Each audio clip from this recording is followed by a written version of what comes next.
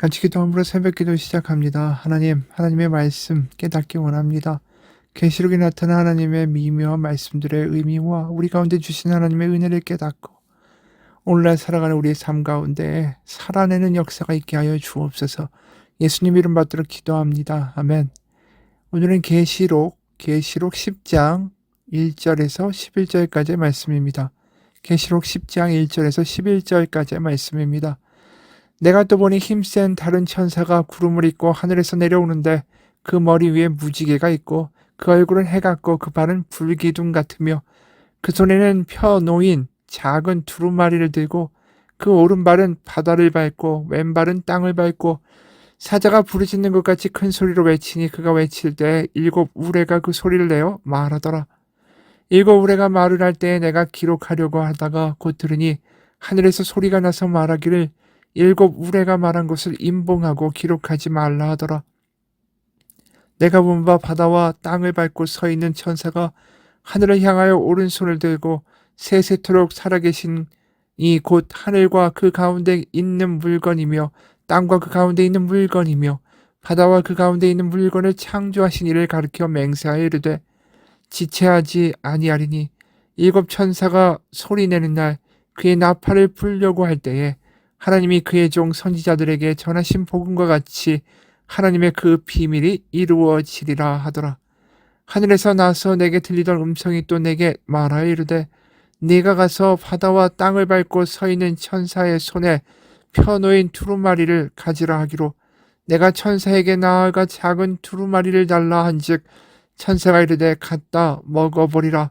내 배에는 쓰나 너의 입에는 꿀같이 달리라 하거늘 내가 천사의 손에서 작은 두루마리를 갖다 먹어버리니 내 입에는 꿀같이 다나 먹은 후에 내 배에서는 쓰게 되더라.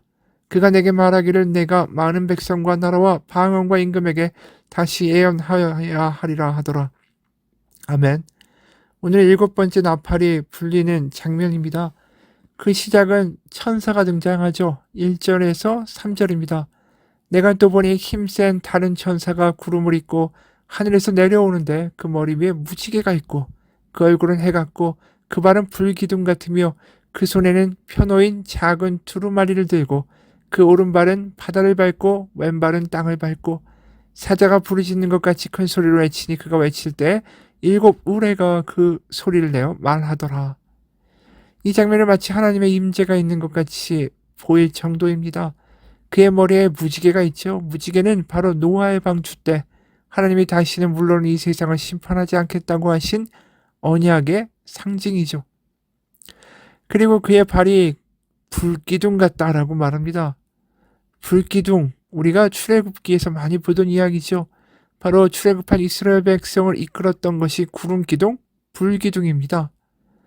바로 하나님의 임재와 같은 모습으로 이 천사가 나타나서 서는데 오른발은 바다를 밟고 또 왼발은 땅을 밟는 모습으로 서 있습니다. 이 모습이 사실 요한계시록의 편지를 받던 그 당시 사람들에게는 매우 익숙한 하나의 이미지를 떠오르게 합니다. 뭐냐하면 그 당시에 로마의 유명한 로도스 섬에 커다란 황제의 동상이 서 있었습니다. 그 동상이 큰 동상이 한 발로는 땅을 밟고 있었고 한 발은 바다를 밟고 서 있었죠. 바로 로마 황제의 권력이 이 땅과 바다, 세상의 땅끝까지 모든 영역 가운데 달하고 있다. 로마 황제의 은혜가 온 땅을 다스리고 있다. 그걸 상징하는 동상이었던 겁니다. 그런데 그 로마 제국의 정치적 선전, 그것을 비웃듯이 조롱하듯이 진짜 모든 세상을 다스리는 분, 바로 하나님의 그 천사가 땅과 바다를 밟고 서는 거죠. 정말로 이 땅을 창조하시고 다스리시고 이 모든 것을 통제하시며 그 계획을 이루실 분은 진짜 하나님뿐이다 라는 이야기입니다. 그래서 6절에도 진짜 세상을 다스리는 분이 누구인가? 세세토록 살아계시니 곧 하늘과 그 가운데 있는 물건이며 땅과 그 가운데 있는 물건이며 바다와 그 가운데 있는 물건을 창조하시니 로마 황제는 가짜라는 거죠. 진짜 하나님이 하나님의 심판과 하나님의 뜻을 이루고 계시다. 하나님의 손바닥 안에 모든 것이 있다. 로마 제국도 황제도 마찬가지다라는 거죠. 그러면서 우레와 같은 목소리가 말을 합니다. 그 내용을 사도 요한은 받아서 기록하려고 하죠. 4절입니다. 7 우레가 말을 할 때에 내가 기록하려고 하다가 곧 들으니 하늘에서 소리가 나서 말하기를 7 우레가 말한 것을 인봉하고 기록하지 말라 하더라.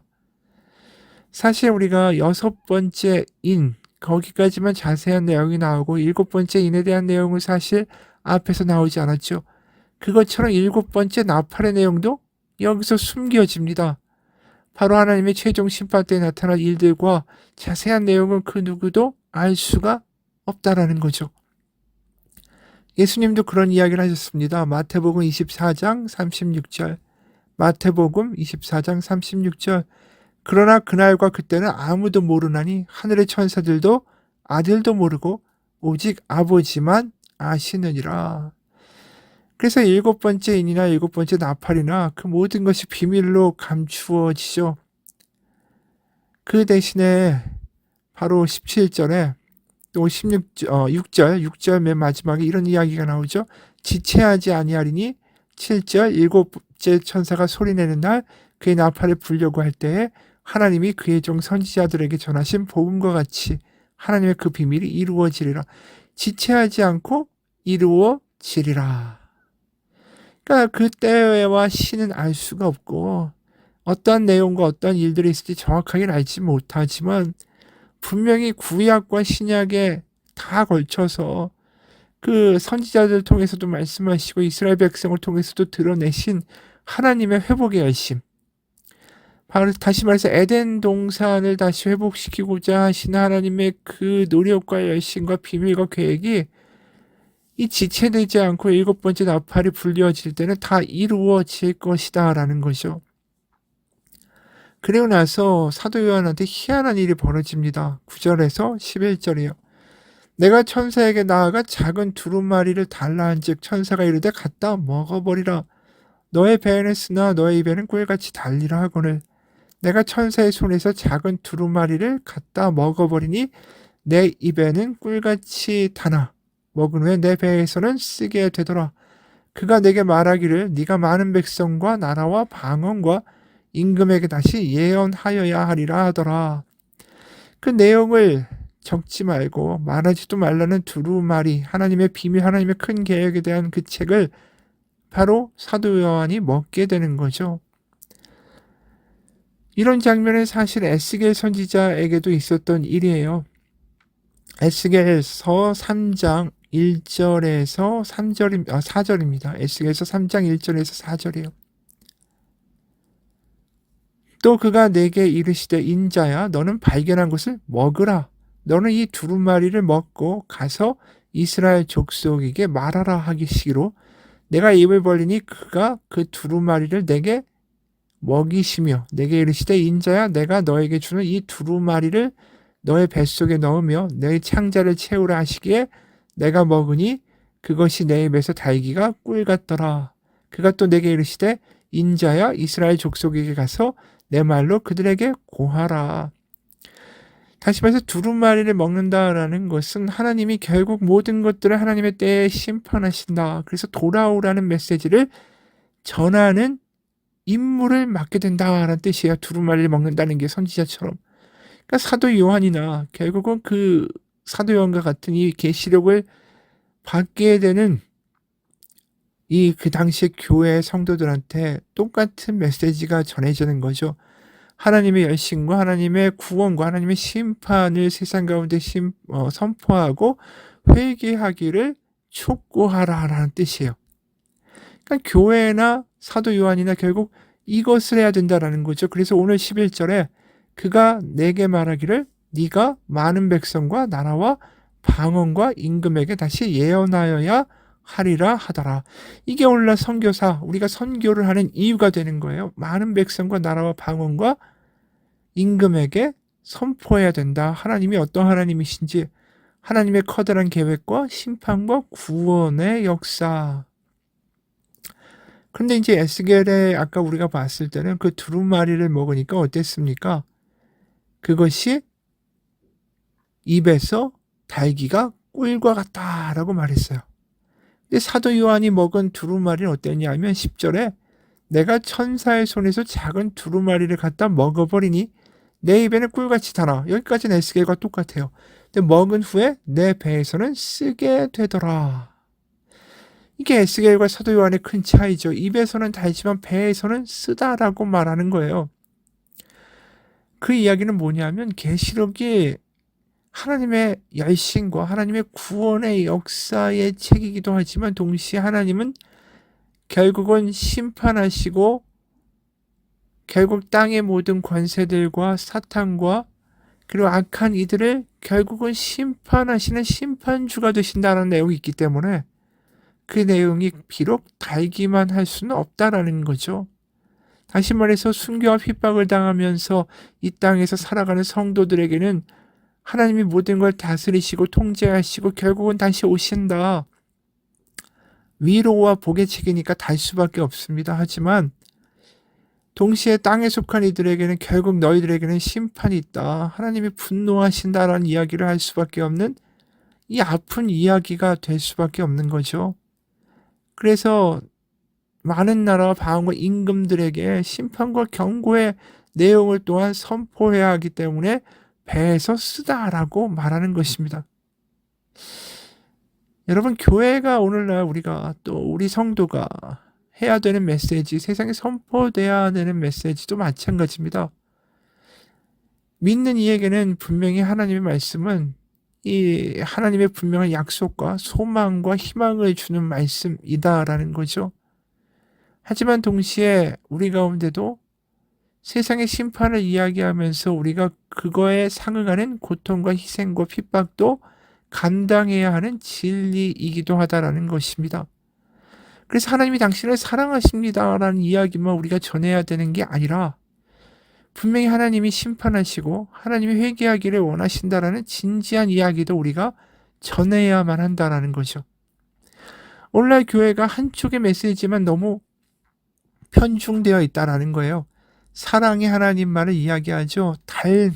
이 입에서 단 이야기들만을 이야기한다라는 겁니다. 하지만 세상을 보면 하나님은 결국 심판의 하나님이셔야만 합니다.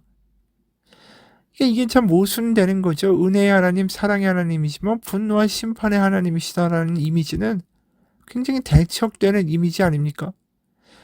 그러니까 서양의 많은 신학자들이 이 사랑의 하나님만을 강조하다 보니까 이 지옥이라는 것은 없다라고 말하는 이들도 생겨요. 왜냐하면 지옥은 이 분노의 저주의 심판만 있으니까요.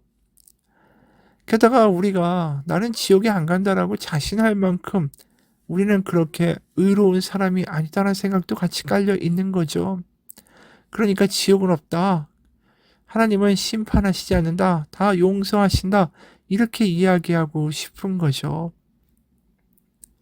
그런데 거꾸로 잘 보면 하나님은 사랑의 하나님, 은혜의 하나님이기 때문에 지옥도 있을 수밖에 없어요. 분노와 심판이 당연히 있는 거예요. 사람들은 악인도 의인도 하나님 다 사랑하신다, 포기하지 아니하신다 이렇게 말하고 싶지만 그렇게 될 수가 없다라는 거죠. 실제로 어느 서양의 신학자 한 분이 아프리카의 신학교에 가서 이제 가르칠 기회가 있었습니다. 천국과 지옥에 대한 이야기를 하는데 이 서양에서는 천국 지옥 얘기하면 지옥 없다. 하나님 사랑이다. 이런 식의 이야기를 자꾸만 학생들이 하더라는 거예요. 그런데 아프리카에 가서 했더니 르완다의 학생들이 지옥이 있다라는 말을 듣자마자 그게 자신들한테 복음으로 들린다라고 말하는 거죠. 그러니까 너무 이 서양에서의 학생들과 반응이 달랐던 거예요. 그 이유를 물어보니까 너무나도 끔찍한 내전을 경험한 거예요. 그러면서 힘없고 약한 이들을 자신들의 이익을 위해서 살인사욕을 위해서 50만 명을 살육한 그러한 악한 인간들이었다라는 거죠. 상대방이. 게다가 이 아이들까지도 무참하게 학살해버린 사람들이었다라는 거예요. 그런 사람들한테 분명히 하나님의 심판, 지옥이 있다. 이게 그들에게는 하나님의 말씀이, 지옥이 있다는 하나님의 말씀이 그들이 결국은 힘을 가지고 설치지만 하나님의 심판으로 결국은 끔찍한 결과를 맛보게 될 것이라는 그 말이 희망과 소망의 메시지로 들린다라는 거죠. 지금도 루안다의 어느 성당에 가보면 벽에 이런 글이 새겨져 있다고 합니다. 하나님이여 저들을 용서하지 마옵소서. 그렇습니다. 사랑의 하나님이시기에 분노의 하나님이 되실 수밖에 없죠. 실제로 남유다의 지도층들에게 하나님이 얼마나 분노하셨는지 아십니까? 너희들이 백성과 약한 이들의 그 권력을 빼먹고 그들을 어떻게든 착취하려고 하고 너희들에게 이익되게 송사를 벌이고 저울추를 조작하여 너희의 이익을 극대화하고 같은 민족을 노예에 삼고자 하는도다. 이 악한 자들아, 너희들에게 심판이 면제되지 않을 것이다. 분명히 그렇게 말씀하신다라는 거죠. 여러분, 하나님은 사랑의 하나님이시기만 할 수가 없는 거예요. 예수님도 마찬가지예요. 예수님이 가난하고 힘들고 약하고 병들고 하나님의 은혜 없이는 살아갈 수 없다라고 말하는 이들에 대해서는 한없는 긍휼과 하나님의 사랑을 보여주셨죠. 심지어 창자가 끊어지는 고통으로 그들의 아픔에 공감하셨다라고 말해요. 하지만 율법을 가지고 사람들을 착취하고 율법을 가지고 자신을 높이려고 하고 위선적으로 살고 가증스럽게 살고 자신의 이익을 위해서 살지만 난 하나님의 율법을 지킨다라고 말하는 바리새인들 종교 지도자들에게는 굉장히 놀라운 분노를 터뜨리셨죠. 화 있을진저 이러면서 저주하셨어요. 심지어 성전에 가셔서는 채찍으로 환전상들과 장사치들을 내쫓으시고 분노하시면서 아버지의 집을 강도의 소굴로 만들었다고 저주하셨습니다. 그리고 또 실제로 마가복음 3장을 보면 이 안식일에 아픈 사람을 예수님이 고쳐주시는데 거기서 바리새인들이 보고 있다가 안식일에 율법을 어기는 메시아가 어딨냐 이러면서 바라보고 흠잡고 어떻게든 트집을 잡으려고 하는 이들을 보면서 이렇게 말씀하셨죠. 마가복음 3장 5절 그들의 마음이 완악함을 탄식하사 노하심으로 그들을 둘러보시고 그 사람에게 이르시되 너의 손을 내밀라 하시니 내밀매 그 손이 회복되었더라. 여기에 반응이 어떠십니까? 예수님이 그들의 마음이 완악함을 탄식하사 분노하셨다라고 말해요. 그러니까 지금 예수님의 마음에 그 안식일에도 아프지만 하나님 제가 여기 왔습니다. 저를 불쌍히 여겨달라고 이야기하는 그 병자를 보면서 긍휼하신 마음이 가득하신 사랑의 하나님의 마음을 보여주셨지만 동시에 그것을 트집잡고 뭐라고 하면서 사람을 착취하려는 그 인간들을 보시면서 탄식하고 분노하셨다라는 거예요. 사랑의 하나님이시면서 동시에 분노의 하나님이 되실 수밖에 없다라는 거죠. 하나님의 분노는 우리가 생각하는 분노가 아닙니다. 내가 막 화가 나서 남을 미워하고 죽이고 스스로도 망가지는 분노가 아니라 주님의 분노는 사랑하는 자들을 살리기 위한 분노라는 거죠. 그래서 계시록에도 보면 우리가 지금 앞에서 본 것처럼 달지만 아픈 말이 될 수밖에 없는 거예요. 그런데도 우리가 또 하나 더 보게 될 것은 하나님이 분명히 이런 자신의 이익을 위해서 사람들을 죽이고 짓밟고 악한 짓을 하는 그런 모든 이들을 단번에 요절내실 수도 있지만 이미 이야기한 대로 7인, 7나팔, 7대접으로 그럼에도 불구하고 그들이 어떻게든 회개하며 나오라고 계속해서 재앙으로 그들에게 경고 사인을 보내주시는 그러한 모습을 보여주시죠. 지금도 하나님이 언제든지 재림하셔서 이 세상의 악한 것들을 모두 멸절하실 수 있지만 그럼에도 불구하고 이 세상에 종말이 오지 않고 기다리고 이연되고 있는 것은 하나님이 어떻게든 한 영혼이라도 돌아오기를 기다리고 계시기 때문이에요. 하지만 회개하지 않는 영혼은 결국은 심판을 받을 수밖에 없어요. 하나님은 반드시 그분의 계획과 큰 뜻, 바로 이 두루마리에 있는 모든 것들을 이루실 하나님이시기 때문입니다. 같이 기도하겠습니다. 하나님은 사랑의 하나님이시며 분노의 하나님이십니다. 사랑하시기 때문에 분노하실 수밖에 없고 사랑하는 이들을 지키기 위하여 하나님이 일하실 수 있지만 그래서 악한 이들을 심판하실 수 있지만 그래도 그 악한 이들이 돌아오기를 지금도 기다리시는 하나님이십니다. 하나님의 은혜 가운데 살면서 하나님을 경외할 줄 알고 하나님 안에 머물 줄 알고 세상 가운데 떵떵거리는 사람들을 부러워하며 그들 자리에 서는 어리석은 자가 되지 않게 하여 주옵소서. 예수님 이름 받들어 기도합니다. 아멘.